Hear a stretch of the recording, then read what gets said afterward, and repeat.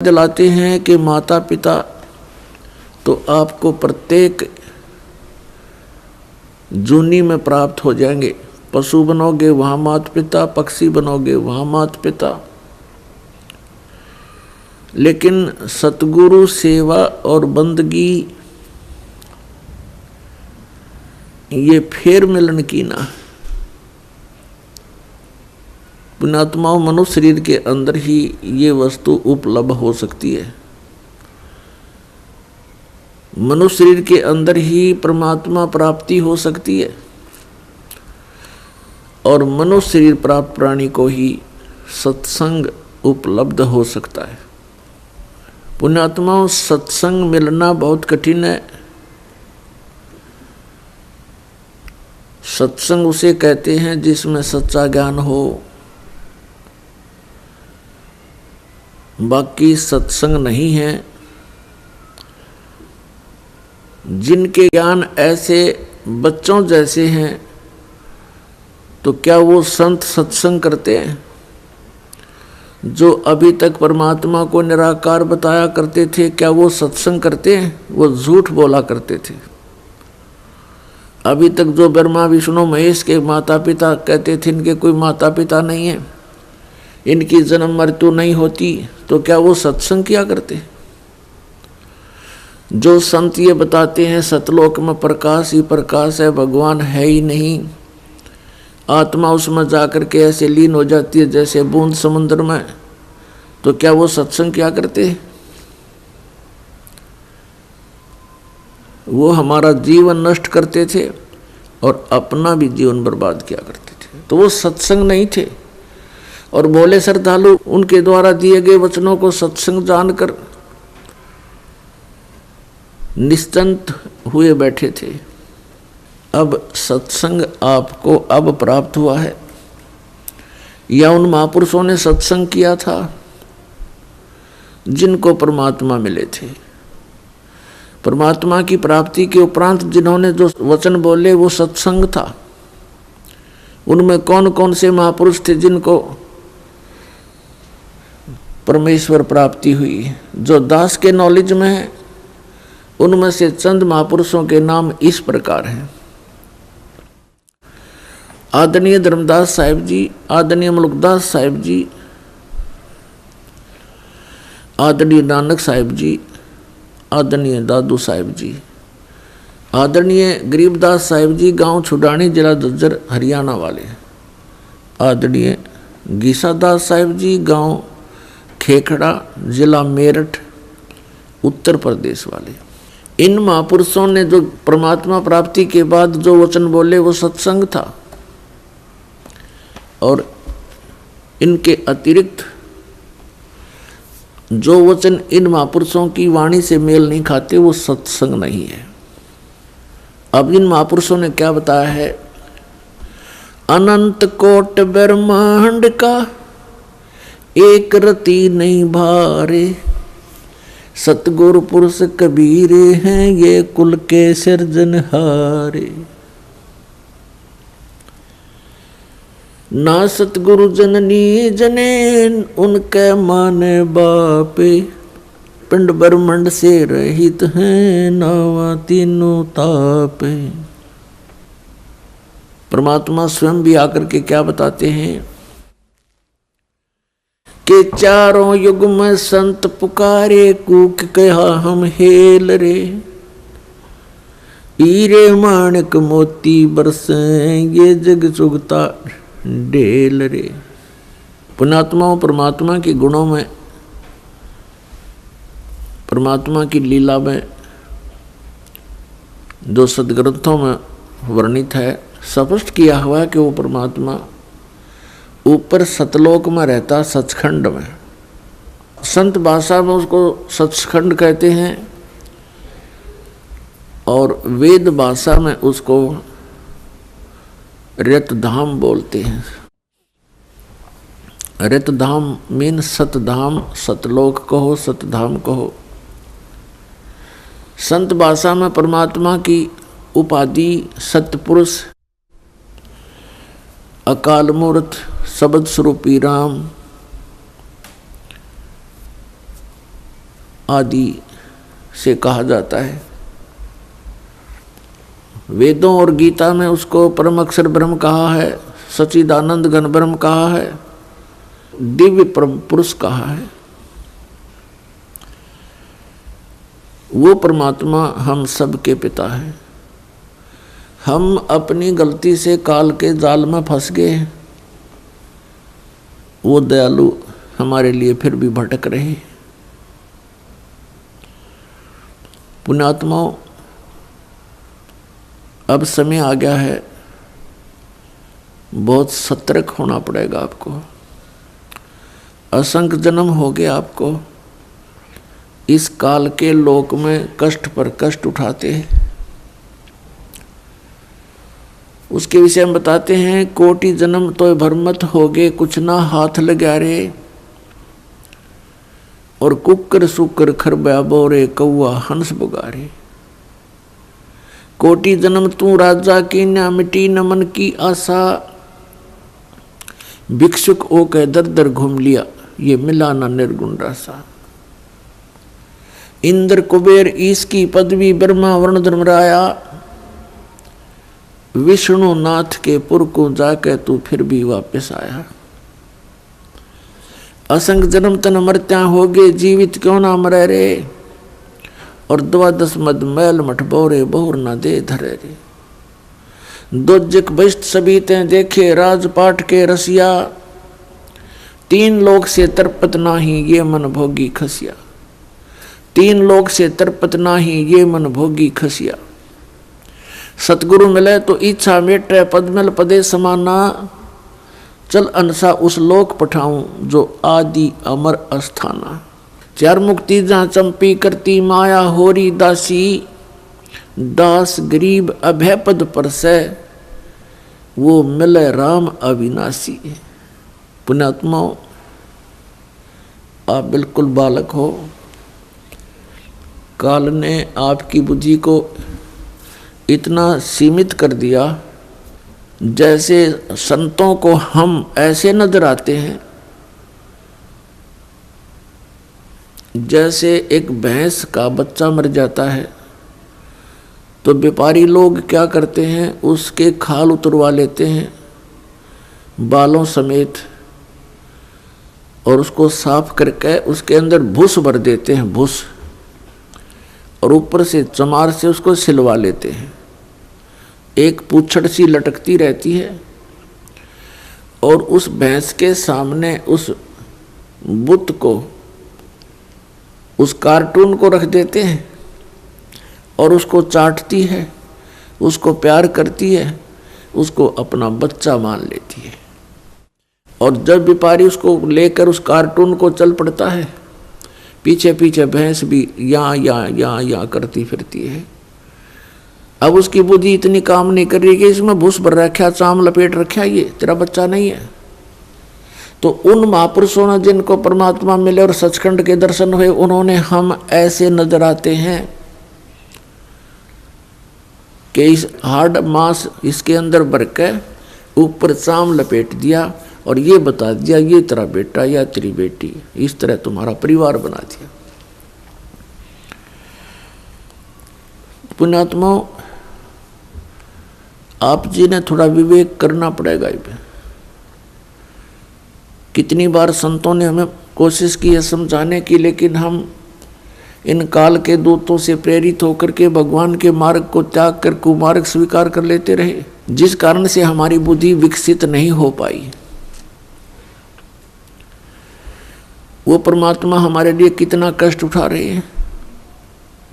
वो हमें बताने की चेष्टा कर रहे हैं कि सतलोक में चलो, वहां तुम्हें सुंदर शरीर मिलेगा, उसके अंदर ये नाड़ी तंत्र नहीं होगा, 5 तत्वों से बना हुआ नहीं होगा, उसमें ना कोई रोग कोड होगा, उसमें बीपी हाई लो नहीं होगा, उसमें कभी वृद्ध अवस्था प्राप्त नहीं होगी। वहाँ सचखंड के अंदर आप की ऐसी सृष्टि होगी, ऐसा ही परिवार होगा जैसा यहाँ पर है, और वहाँ कोई काम नहीं। अपने आत्माओं, आपकी संतान हुई, आपने मकान बनाए, उन बच्चों के लिए सारी सुविधाएं की और करते ही रहते हो। अब ये नहीं पता पिता की मृत्यु हो जाए, पता नहीं माँ की मृत्यु हो जाती है, और पता नहीं बेटा मर जा बेटी मर जा। तो हम जिस व्यवस्था में सारा जीवन बर्बाद कर चुके, उसका हमें क्या लाभ हुआ? लेकिन हम सोचें क्या इसका विकल्प नहीं? हम देखते उसके साथ भी ऐसी घटना होगी, उसके साथ भी होगी, कोई बात नहीं है, तो होती रहती है। अब परमात्मा ने इसका विकल्प बता दिया, इसका अल्टरनेट बता दिया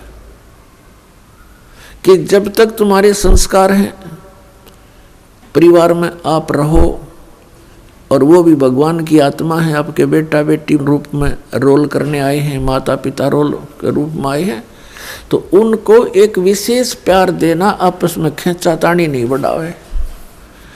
इस दृष्टिकोण से कि हम उस पिता के बच्चे हैं, अगर हम इनको किसी को एक दूसरे को दुखी करेंगे तो परमात्मा नाराज हो जाएगा, क्योंकि हम पहले गणे दुखी यहाँ पर। फिर हम एक दूसरे को सतावें, कोई वचन से जख्म करें, किसी को और कोई हानि पहुंचावें, तो हम तो कौवे हो गए, कौवे, मनुष्य नहीं रहे। जैसे कौवा जख्म के ऊपर चोंच मार के खून निकाल लेता है, हमने हंस बनना है, तो हम सतलोक चलेंगे। वो परमात्मा हमारे पीछे फिर रहा है। जो जन मेरी शरण है, ताका हूं मैं दासे, गेल गेल लाग्या फिरूं जब तक धरनी आकाश। परमात्मा कहते हैं कि जो मेरी शरण में एक बार किसी भी युग में आ गया, तो मैं उसके पीछे पीछे फिरता रहता हूँ और उसको पार करने की चेष्टा करता हूँ। क्या बताते हैं? अनंत कोट बाजी जहाँ हम रचे सकल ब्रह्मंडे, कह कबीर मैं के करूं यू काल करे जीव खंड। कबीर साहब बताते हैं कि मैं इतना समर्थ हूँ, ये सभी ब्रह्मांड मैंने रचे, अनंत कोट बाजी जहाँ रचे सकल ब्रह्मांड, और कहे कबीर मैं क्या करूं ये काल करे जीव खंड। पुणात्माओं, आपने ये अमर कथा कभी सुनी नहीं थी। आप जी ने अपने ही धर्म मजहब के अंदर चल रही कथाओं को सुना, उन्हीं के आधार से आपका माइंड सेट हो गया। अब इस अमर कथा को सुनकर बहुत दिनों में जाकर आपका विश्वास होगा, और जब आपको ये कथा समझ में आ जाएगी, उस समय देखना आपके मन की स्थिति क्या होगी। आप ऐसी स्थिति में हो जाओगे जैसे परगर पावना रह उठाए चित, जैसे दूसरे के घर में, दूसरे गांव में, रिश्तेदारी में कोई परौना चला जाता है, मेहमान रूप में जाता है, वो वहाँ रहता अवश्य है, लेकिन उसको पता है कि मैंने वापस जाना है, और उसको अपने घर की रह रहकर याद भी सताती रहती है। कहते हैं जैसे पर घर पावना रह उठाए चित, तो यहाँ से आपका ऐसे मन हट जाएगा एक दिन, और फिर सतलोक में आपका अगला कदम सतलोक में होगा। अब परमात्मा ने हमें आकर बताया कि जब सबसे पहले मैं यहाँ आपके दुखों को देखकर इसमें प्रवेश किया काल के लोक में,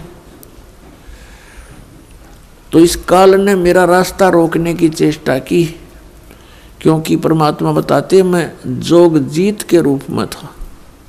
जोगजीत वहाँ एक पुत्र है परमात्मा का, जो सर्वप्रथम 16 उत्पन्न किए थे उनमें से एक है। जोगजीत जानकर मेरे साथ इसने बहुत अड़ंगा अड़ाने की चेष्टा की, लेकिन मेरी शक्ति के सामने ये हताश हो गया।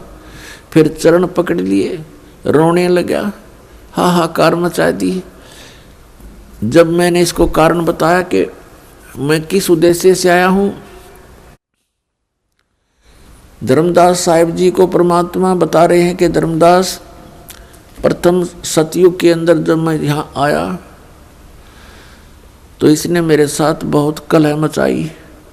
जब मैंने अपनी शक्ति का प्रयोग किया तो इसकी नहीं पार बसाई। चरण पकड़ लिए, पैर पकड़ के कहता, जोगजीत आप किस लिए आए हो। तो मैंने इसको बताया कि मैं नीचे जाऊंगा और सभी प्राणियों को बताऊंगा कि यू परमात्मा नहीं है, यू भगवान नहीं है जिसको तुम भगवान मान रहे हो। और एक ऐसा मंत्र दे के आऊंगा, सतनाम, सच्चा नाम, उसका जाप करने वाले प्राणी को तू रोक नहीं पाएगा। और सभी को बताऊंगा कि तुम यहाँ के रहने वाले नहीं हो। तूने इन सब को नशा करवा दिया, तीनों गुणों से एक एक इंजेक्शन लगवा दिया इनको। तो ये चिंतित हो गया। इसने कहा कि हे भगवान, मुझे श्राप लगा हुआ है 1 लाख जीव आहार करने का। यदि आप इन सब को ले जाओगे तो मेरा क्या होगा। परमात्मा ने कहा कि अब मैं इनको नहीं छोड़ूंगा, तेरा हो या ना हो। फिर इसने प्रार्थना की, प्रभु कोई बात नहीं, मेरी कुछ और समस्याएं हैं, उनका समाधान कर दीजिए और वचनबद्ध होकर के मुझे आशीर्वाद दीजिए। परमात्मा ने कहा, धर्मदास मैंने वचनबद्ध होकर के इससे कहा कि बोल क्या मांगता है। इसने कहा कि परमात्मा 3 युगों में जीव थोड़े ले जाना, चौथा युग जब कलयुग आवे तब तव शरण जीव बहु जावे। ऐसा वचन हर मोय दीजिए, तब तुम गवन संसार ही कीजिए। तो मैंने इसको कह दिया ठीक है, तथास्तु, कि ऐसा ही होगा। फिर इसने एक प्रार्थना और की थी कि परमात्मा जबरदस्ती ना करना हे बड़े भाई, क्योंकि जोगजीत रूप में खड़े थे परमात्मा और ये भी उन्हीं का भाई है। परमात्मा से, कबीर से उत्पत्ति हुई इस काल की ज्योति निरंजन की। और इसने कहा कि हे प्रभु, ए बड़े भाई, जबरदस्ती ना करना। जो आपके ज्ञान को स्वीकार करे वो आपका, और हमारे ज्ञान को स्वीकार करे वो हमारा। आप ज्ञान दे करके अपना बनाना, बाई फोर्स ना करना। वो तो मालिक को पता। अब यहाँ प्रश्न उठता है पुण्यात्माओं बहुत सी, क्योंकि हमारे अंदर बहुत युगों से ये अज्ञान ठुका हुआ है, भरा हुआ है खचाखच। ये सच्चे ज्ञान को टिकने नहीं देता। ना जाने कितनी शंकाएं उत्पन्न होती हैं। एक शंका तो ये उत्पन्न होगी कि भाई भगवान ने जानी जान, कहते हैं परमात्मा जानी जान है, अंतर्यामी है, सर्वज्ञ है, फिर क्या उनको पता नहीं था ये ऐसे ऐसे वचन मांगेगा। इसको वचन ना देते सतयुग में ही हमें वापस ले जाते। तो ये तो पुण्यात्मा मन की बकवाद हैं, इस तरह के विचार जो जिसके अंदर आते हैं। हम सतलोक में रहा ही करते। यदि हम ऐसे टिकने वाले होते तो पहले ही ना वहीं रहा करते थे। आवश्यकता ही नहीं थी हमें यहाँ आने की, फिर भगवान को यहाँ दुख उठाने की हमारे लिए। परमात्मा को पता था कि सतयुग त्रेता द्वापर में ये प्राणी दुखी नहीं होता। पुण्यकर्मी प्राणियों को मनुष्य जीवन मिलता है सतयुग त्रेता द्वापर में, जिनके बहुत घने पुण्य होते हैं और वो सभी साधना भी करते हैं, मनमुखी साधना करते हैं, शास्त्र विधि त्याग कर भी साधना करते हैं। उनसे सिद्धियां प्राप्त अवश्य हो जाती हैं और उनके पूर्व प्रारब्ध कर्मों के आधार से, किस्मत में लिखे हुए पनों के आधार से उनको सुख होता है, शरीर स्वस्थ होता है। सतयुग में पिता से पहले पुत्र की मृत्यु नहीं होती, जो सबसे बड़ा जख्म होता है पिता के लिए। और पत्नी से पहले पति की मृत्यु नहीं होती, जो पत्नी के लिए बहुत बड़ा दुखदाई होता है। और बहुत लंबी आयु होती है, शरीर स्वस्थ रहता है, आहार बहुत ही अच्छा होता है। तो इस प्रकार जब पिछले पुनों से उसको लाभ होता रहता है, साधना गलत करता रहता है, पाप इकट्ठे होते जाते हैं, पुण्य अक्षीण होते रहते हैं, फिर उसका जन्म त्रेता में होता है। त्रेता में भी ऐसी सती थी लगभग रहती है। फिर द्वापर में होता है, हरे भरे वृक्ष होते हैं, सब जगह जंगल होते हैं, फलदार वृक्ष होते हैं, समय पर वर्षा होती है। तो इस प्रकार ये सोचता रहता है कि जो साधना पूजाएं मैं कर रहा हूँ इनसे मुझे लाभ हो रहा है, अज्ञानता के कारण। तो परमात्मा के ज्ञान को जो पहले वाले साधना से बिल्कुल हटकर होता है उसको ये प्राणी बिल्कुल स्वीकार नहीं करता। अब कलयुग के अंदर ये प्राणी बिल्कुल कर्महीन हो जाता है, पापों की गठड़ी बांध लेता है और पुण्य इसके पास रहते नहीं। ये साधनाएं भी करता है और लाभ कति होता नहीं, या तो नास्तिक हो जाता है या फिर दुख को भोग कर ही अपना जीवन पूरा करता है। और उन अज्ञानी संतों ऋषियों ने, उन्होंने सतयुग के अंदर जो साधनाएं की, अब उनको वो मार्ग मिला नहीं, यह सतनाम उनको प्राप्त हुआ नहीं जो पाप नाश करता है। और जिस कारण से उन्होंने अज्ञान सिद्धांत बनाकर समाज में प्रवेश कर दिया कि कर्म तो भोगना ही पड़ता है, प्रारब्ध में लिखा हुआ तो भोगना ही पड़ता है, इसको कोई चेंज नहीं कर सकता, इसमें कोई परिवर्तन नहीं हो सकता। तो पुण्यात्माओं, हम परमात्मा की खोज इसलिए करते हैं, परमात्मा को इसलिए खोजते हैं कि हमारे जीवन में कोई कष्ट आवे तो वो टल जावे और हमारा कल्याण। कल्याण की तो बहुत बाद में समझ में आती है, पहले तो यही रहता है कि मेरे बच्चे सुखी रहें, मैं स्वस्थ रहूं, कोई ऐसी दुर्घटना मेरे जीवन में ना घटे जो मुझे पीड़ादायक हो। इसलिए हम परमात्मा की खोज में संतों के पास जाते हैं और ये भी हमें मालूम है कि संतों के पास ही उसका समाधान होता है।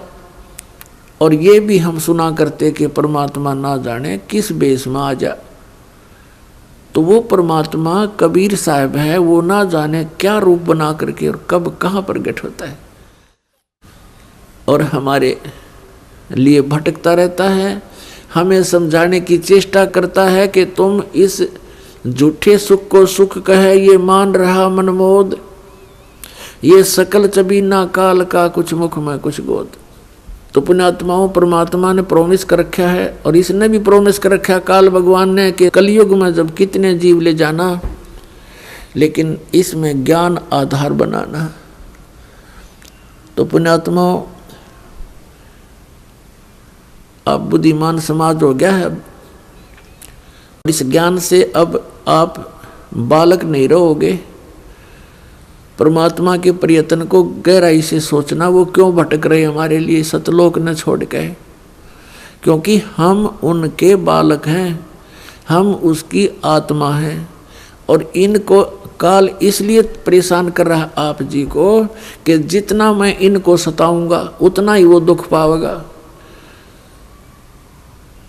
अपने आत्माओं, आप बालक हो, ये हमारे साथ क्यों प्रतिशोध ले रहा कि इसने वहाँ पहले तो तप करा, फिर तप करा, फिर तप करा, 3 बार, उससे इसने 21 ब्रह्मांड प्राप्त किए, फिर 5 तत्व 3 गुण परमात्मा ने इसको दे दिए कि ले जाओ खेल खिलौनों से।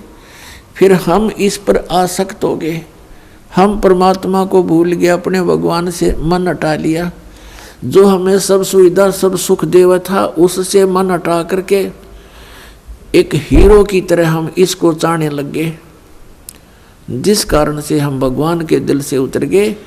और देखो सेब कितना अच्छा फल होता है, यदि वो सेब खराब हो जाता है तो वो दुकानदार उसको रखता नहीं, उसकी आत्मा बहुत दुख पावे। एक सेब खराब हो गया, बार फेंकना पड़ा कूड़े में, तो हम वहाँ खराब हो गए थे भाई बच्चों।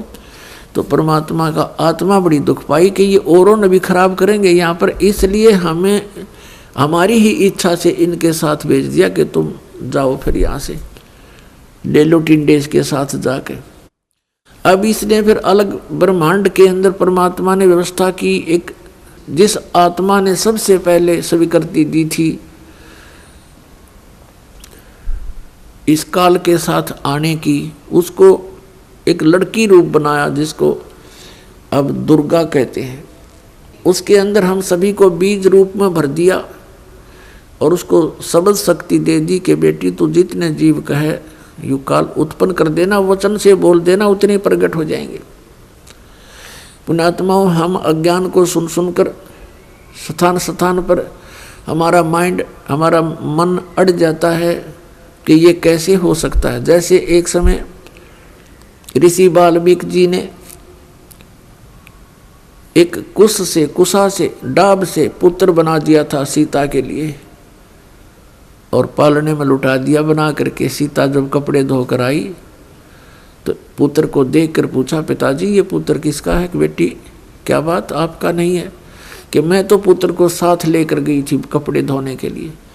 ऋषि जी ने सोचा था कि लड़की के बच्चे को कोई उठा ले गया है, जंगली जानवर रो मर जाएगी, इसलिए उसने एक लड़का उत्पन्न कर दिया है जिसका नाम कुश रखा और लव सीता से उत्पन्न हुआ था श्री राम के सहयोग से।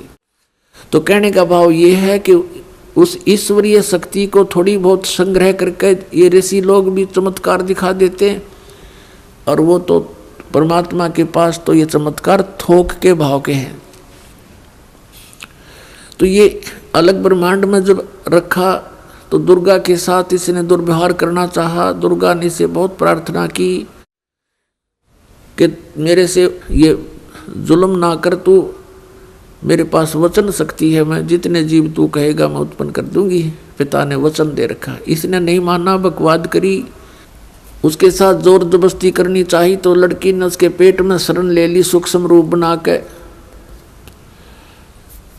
तब परमात्मा ने जोग जीत रूप में आके उस ब्रह्मांड में इसको कहा था कि आज से तुझे एक श्राप लग गया, 1 लाख मानव शरीरधारी प्राणी जीव खावेगा, 1.25 लाख उत्पन्न करेगा। और लड़की को उसके पेट से निकाल दिया, पेट चीर के हाथ से वचन से ऐसे नाखून मार दिया पेट पर और वचन से वो बाहर आ गई। फिर एज इट इज वचन से अपने आप जख्म भर गया। तो परमात्मा की शक्ति पुण्यात्माओं पर बल है। हम आध्यात्मिक मार्ग से कोसों दूर हो गए, इसलिए हमने इन परमात्मा की लीलाओं पर अविश्वास शीघ्र हो जाता है। लेकिन अब अविश्वास ना करके विश्वास पूर्ण करो। तो वहाँ क्या कहा, तब इसको आदेश सुना दिया कि तू निकल जा अपने 21 ब्रह्मांड लेकर यहाँ से। आदेश सुन ले पिताजी का और निकल जा यहाँ से 21 ब्रह्मांड समेत। इसने फिर बहुत हाथ जोड़े, पैर पकड़े, मेरे से गलती होगी, मुझे रख लो यहीं पर, मुझे दूर ना भेजो। लेकिन परमात्मा ने इसकी एक नहीं सुनी और इसको वहाँ से यहाँ फेंक दिया 16 शंख कोश की दूरी पर। नील पद्म शंख 16 शंख कोश, 1 कोश लगभग 3 किलोमीटर के आसपास होता है। इतनी दूरी पर आ गया ये सतलोक से इसका पूरा विमान 21 ब्रह्मांड का। तो इसने उसके बाद से परमात्मा से प्रतिशोध लेने के उद्देश्य से हमें या इतने दुख देता है कि एक पल भी चैन से ना टिक सके, सांस ना ले सके। अब देखते हो पुण्यात्माओं, पशु पक्षी ये कितने कष्ट उठाते हैं। आप देखते हो मनुष्य जीवन में कोई सुखी है? इस झूठे सुख को सुख मान बैठे हैं हम, और परमात्मा हमें याद दिलाते हैं आकर के कि तुम काल के जाल में हो। आप जी को इसने मिसगाइड करके इतना ही सीमित कर दिया आपकी बुद्धि को, संतानों उत्पत्ति, कोठी कार लेना, सारा जीवन ये सोच करके बुढ़ापे में सुखी होऊंगा मैं, बुढ़ापे में मेरा जीवन ठीक कट जाएगा, बढ़िया कोठी बना दूं, बच्चों को सुखी कर दूं, गनाए धन बना दूं। अपने आत्मा बुढ़ापे तक, पहली तो ये बात है कि बुढ़ापे तक आप रहोगे कि ना रहोगे, वृद्धावस्था तक। और वृद्ध अवस्था होने के बाद फिर सुख कहाँ से? वृद्ध अवस्था में सपने में भी सुख नहीं है।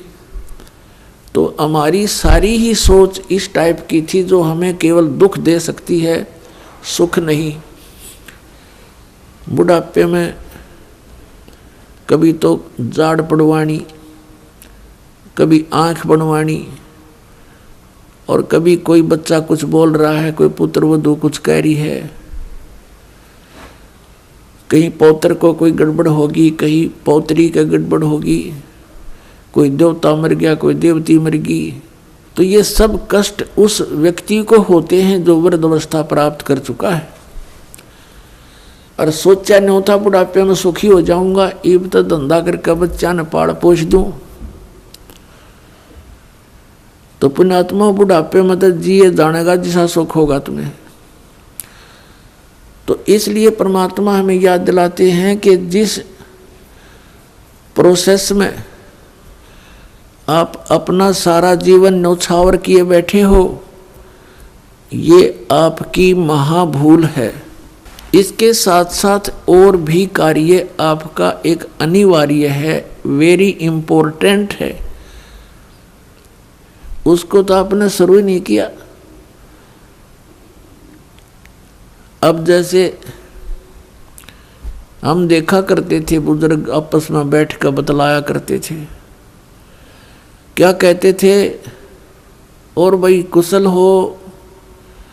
तो वो कहता था मौज हो रही है, कत्ती ठाठ हो गए, 2 बेटे थे 2 बेटी, सबका विवाह कर दिया, पुत्र पर भी पुत्र हो गया, पुत्रियों पर भी पुत्र हो गए, और बस मेरा तो जीवन सफल हो गया। अब बेशक उठा ले भगवान मने, मुझे बेशक उठा ले परमात्मा, मेरा काम पूरा हो गया। अब इस तत्व ज्ञान की रोशनी में पता चला कि खाक पूरा हो गया तेरा समय, जीवन कहाँ से सफल हुआ? जीवन तो बर्बाद हो गया आपका। और जो कुछ भी आपको प्राप्त हुआ ये तो पूर्व प्रारब्ध में आपका लिखा हुआ था, आपका किया हुआ नहीं, आपका चाहा हुआ नहीं। जैसे संतान होते ही एक ऐसी हमारी मन में काल ने ऐसी प्रेरणा कर रखी है कि हे भगवान बच्चा हो और पुत्र हो, पहला पुत्र हो फिर पुत्री बेशक हो जा। ऐसी टेंडेंसी श्लोक वेद से हमारी बनी हुई है जो बिल्कुल व्यर्थ है। अब विवाह हुआ, प्रथम लड़की होगी, फिर सोचा ये भगवान दूसरा तो पुत्र होना चाहिए, दूसरी भी कन्या होगी, फिर कहा हे भगवान तीसरा तो पुत्र हो, तीसरी भी कन्या होगी, चौथी आशा पुत्र की थी, चौथी भी कन्या, पांचवी भी कन्या होगी। तो क्या आपका किया हुआ या आपका चाहा हुआ? नहीं, जो आपकी किस्मत में था वही आपको मिला। तो आप कहते हो कि मेरा जीवन सफल हो गया, ये तो आपका होना ही था। आपने जो इस जीवन में एक इम्पोर्टेंट कार्य और करना था, अनिवार्य कार्य करना था, वो तो तुमने स्टार्ट भी ना किया। इसकी याद दिलाने के लिए परमात्मा सतलोक से आते हैं। यहाँ के भगवान और यहाँ के ये संत हमें केवल इस माया में ही डबोते हैं, इसी में डालते हैं, हमारे को बाहर निकाल नहीं सकते क्योंकि इनकी पावर नहीं। वो तो स्वयं आते हैं या अपने ही संत बना करके यहाँ भेजते हैं, अपनी भक्ति शक्ति से चार्ज करके भेज देते हैं, और फिर वो संत ये काम किया करते हैं। नहीं, आम संत की कोई औकात नहीं जो काल के सामने इस प्रकार का कोई कदम उठा ले। अब क्या बताते हैं परमात्मा, हम सुल्तानी नानक तारे दादू को उपदेश दिया, जात जुलाहा भेद न पाया वो काशी माहे कबीर हुआ। गोता मारू स्वर्ग में जा बैठूं पाताले, गरीबदास ढूंढता फिरूं अपने हीरे मोती लाले। परमात्मा कबीर साहब कहते हैं कि गोता मारूं स्वर्ग में और जा बैठूं पाताल, कह कबीर ढूंढता फिरूं अपने हीरे मोती लाल। अब जैसे आपको कल सत्संग के अंदर दिखाया था, रूबरू करा था उन पवित्र सदग्रंथ वेदों से। उसमें क्या लिखा कि परमात्मा ऊपर ध्युलोक यानी तेजो में शरीर में और तेजो में लोक में राजा के समान विराजमान है, और वहां से गति करके नीचे आता है और बहुत अत्यंत गतिशील पदार्थ के समान, जैसे आकाशीय बिजली गिरती है नीचे बहुत स्पीड से, ऐसे परमात्मा सतलोक से गमन करके चल के यहाँ आते। तो वो परमात्मा अच्छी आत्माओं को मिलते हैं, उनको उपदेश करते हैं, तत्व ज्ञान से परिचित कराते हैं, अपने से परिचित कराते हैं। तो उन महापुरुषों ने जो ज्ञान दिया वो परमात्मा से प्राप्त ज्ञान दिया। उनमें से अब्राहिम सुल्तान अधम भी एक महापुरुष हैं। अब्राहिम सुल्तान अधम ये कौन थे? एक बल्ख नाम का शहर है, बल्ख बुखारा, इराक के अंदर, और वहाँ का एक अब्राहिम सुल्तान अदम नाम का एक मुसलमान बादशाह था। पूर्व जन्म के संस्कार से उसके इतने ठाठ कर रखे थे, भगवान ने 18 करोड़ घोड़े खरीद रखे थे। पुण्यात्माओं, जब तक इस प्राणी को तत्व ज्ञान नहीं होता, यहाँ के ये कंकर पत्थर जोड़ने में ही लगा रहता है। उसने कहते हैं 16,000 औरतें से विलास करता था, 18 करोड़ घोड़े। गांव में पहले यदि एक घोड़ा किसी के पास होता तो बहुत बड़ा वो वहाँ का ठाकुर माना जाता था, बड़ा रईस व्यक्ति माना जाता था जो घोड़े पर चलता था, एक घोड़े पे। जैसे आजकल तो जिसके पास कार है उसको बहुत अच्छा धनी मानते हैं, तो उस समय घोड़े से ही उसके धन को क्या करते थे, काउंटिंग करते थे। तो इस प्रकार 18 करोड़ घोड़े उसके पास, और ऊंट 8 तक गिनती नहीं, बहुत गिने थे।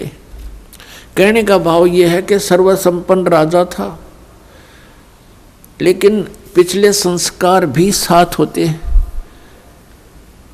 अब वो चाहे कितने ही सुख को प्राप्त है, लेकिन परमात्मा की चाह आत्मा को फिर भी बनी होती है। एक दिन वो सो रहा था ऊपर अपने महल की छत पर, गर्मियों के दिन। परमात्मा कहते हैं सोचल सिद्धर मैं करूं अपने जन के काज। तो वहां कहीं पड़ोस में थोड़ी सी दूरी पर एक सत्संग हो रहा था। आप आरती, आप साजे, आप किंगर, आप बाजे, आप ताल झां जनकारा, आप नचाप देखण आ रहा। आप साधु संत बनकर उस राजा के महल से थोड़ी सी दूरी पर किसी गरीब के घर पर सत्संग कर रहे थे, ऊंची ऊंची आवाज में सुना सुना कर। और बात तेरे काम न आवे, संतों शरण लाग रे, के सोवे गफलत में बंदे, जाग जाग नर जाग रे, जाग जाग नर जाग रे। और बात तेरे काम न आवे, संतों शरण लाग रे, के सोवे गफलत में बंदे, जाग जाग नर जाग रे, जाग जाग नर जाग रे। तन सरायम जीव मुसाफिर, करता रहे दिमाग रे, तन सरायम जीव मुसाफिर, करता रहे दिमाग रे। रात बसेरा कर ले डेरा, चले सवेरा त्याग रे, चले सवेरा त्याग रे। और बात तेरे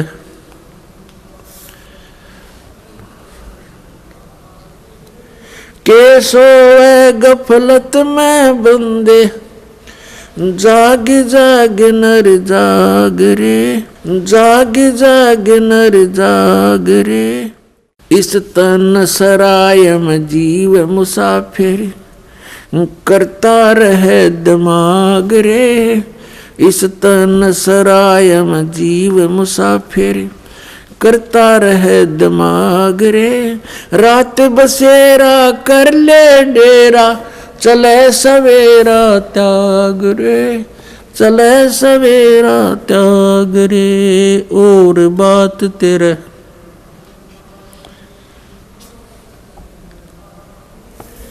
के सोए गफलत में बंदे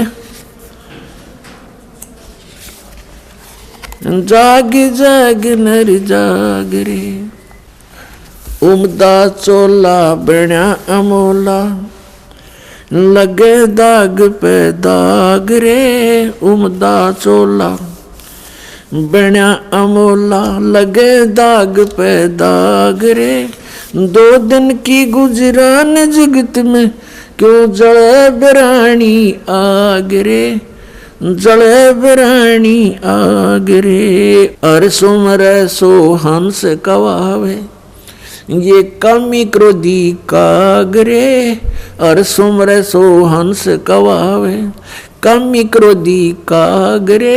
बोरा न भर में विष के बन में चल बेगमपुरी बाग रे, चल बेगमपुरी बाग रे। और बात तेरे काम न आवे संतों शरण लाग रे।